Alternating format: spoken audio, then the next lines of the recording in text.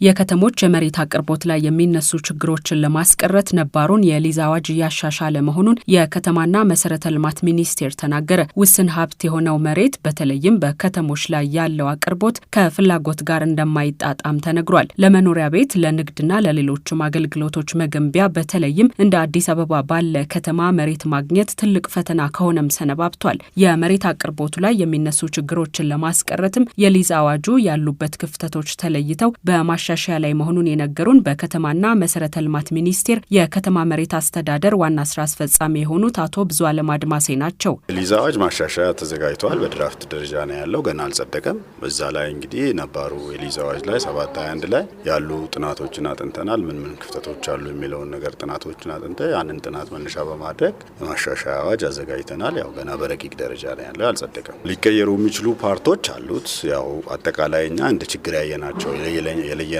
ነገሮች አሉ። ከመጀመሪያው ጀምሮ መጀመሪያው ማለት ለምሳሌ የመሬት አቅርቦቱን ጥያቄ አቀራረብ ጀምሮ ከጥያቄ ቀጥሎ እንዴት ሰው መሬት ያገኛል፣ ከዛ በኋላ ሞዳሊቲው ላይ ደግሞ እንዴት ነው የምናደርገው የሚሉ እነዚህ ነገሮችን ትኩረት በማድረግ እስከ መጨረሻው ድረስ እስከ ሊዝ አስተዳደሩ ድረስ ከመነሻው ጀምሮ ከእቅዳችን ጀምረን እቅዱ ከዛ በኋላ እንዴት ነው የምናቀርበው፣ ስናቀርብ ደግሞ ሂደቱ ምንድነው መሆን ያለበት፣ ከዛ በኋላ ካቀረብን በኋላ ደግሞ አስተዳደሩ ምንድነው መሆን ያለበት የሚሉ ጉዳዮች ላይ ሙሉ ላይ ብዙ የተቀየሩ ነገሮች አሉት። የከተሞችን መስፋፋት ተከትሎ የከተማ መሬቶች ሞልተው ወደ ገጠር ይዞታዎች እየተስፋፉ መምጣታቸው ከድንበርና የይዞታ መብት ጋር በተያያዘ ቅሬታ ሲያስነሳ አንዳንዴም የግጭት መነሻ ሲሆን ይታያልና ይህንን ለማስተካከል በሚኒስቴሩ በኩል ምን እየተሰራ ነው ያላቸው አቶ ብዙአለም ይህንን መልሰዋል። ስራው በሚሰራበት ጊዜ ዞሮ የመስፋፋት እኛ ዝም ብለን ተነስተን አይደለም የምናሰፋው። መጀመሪያ ፕላን ነው የሚዘጋጀው። ከተማ ፕላን ይዘጋጃል።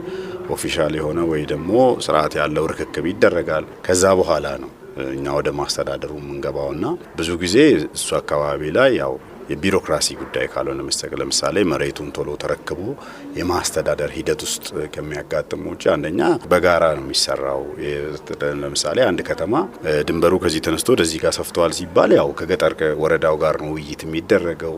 በጋራ ነው የሚሰራው። ኮሚቴም ከሁለቱም ነው ፎርም የሚደረገው። በጋራ የሚሰራ ስለሆነ ብዙ ጊዜ እዛ አካባቢ ላይ ችግር አያጋጥምም። ችግር የሚያጋጥመው ለምሳሌ ርክክቡ በሚዘገይበት ጊዜ ወይ ደግሞ እንግዲህ ፕላኑ ለምሳሌ ቀደም ሲል ሰዎች ሲጠቀሙበት ከነበረው የተለየ በሚሆንበት ጊዜ እንደሱ አይነት ነገር በሚያጋጥምበት ጊዜ ያው ማንኛውም አይነት አለመግባባቶች ይፈጠራሉ። እሱ ደግሞ በሁለቱ ማለት አሁን በፌዴራል ደረጃ የሚመጣ ነገር የለውም። ይሄ ነገር በወረዳውና በከተማው መካከል ስለሆነ በወረዳውና በከተማው ቀጥሎ ዞኑ ይኖራል ወይ ደግሞ ወደ ክልል ድረስ ይሄዳል። ችግሩ ይፈታል ማለት ነው። ችግር አያጋጥም ይባላል፣ ያጋጥማል፣ ግን ያው ብዙ ጊዜ ይፈታል።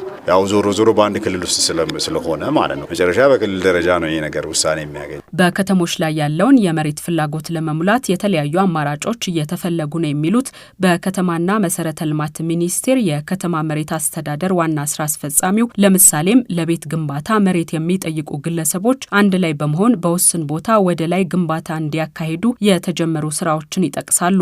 መስፋፋቱማ አይቀርም፣ ግን መስፋፋቱ ማኔጅ ተደርጎ ነው፣ በህግ የተደገፈ ነው። እንደዝም ብሎ በዘፈቀደ የሚሰፋ ሳይሆን በህግ ማኔጅ ተደርጎ ነው የሚሰፋው ነው። በዚህ አካሄዱ በዛ ነው። ውስን ስለሆነ ዞሮ የተፈጥሮ ሀብት ነው፣ ውስን ሀብት ነው። ስለዚህ ለፈለገ ሰው በሙሉ መስጠት አይቻልም።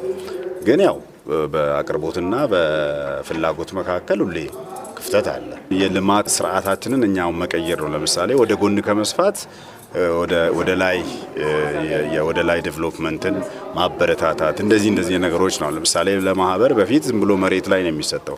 አሁን ግን አዲስ አበባ ላይ እየታየ ያለው ማህበራት ተደራጅተው ህንጻ ነው እየገነቡ ያሉት። ስለዚህ አካሄዱ እንደዛ ነው የሚሆነው ማለት ነው። የከተሞች በፍጥነት መስፋፋት፣ የህዝብ ቁጥር ማሻቀብ የመሬት አቅርቦትና ፍላጎቱን እንዳይጣጣም በማድረጉ ያለውን ውስን ሀብት በአግባቡና ፍትሐዊ በሆነ መንገድ ለማዳረስ ዘመናዊ የመሬት አስተዳደርና ምዝገባ ስርዓት መዘርጋት አለበት ተብሏል።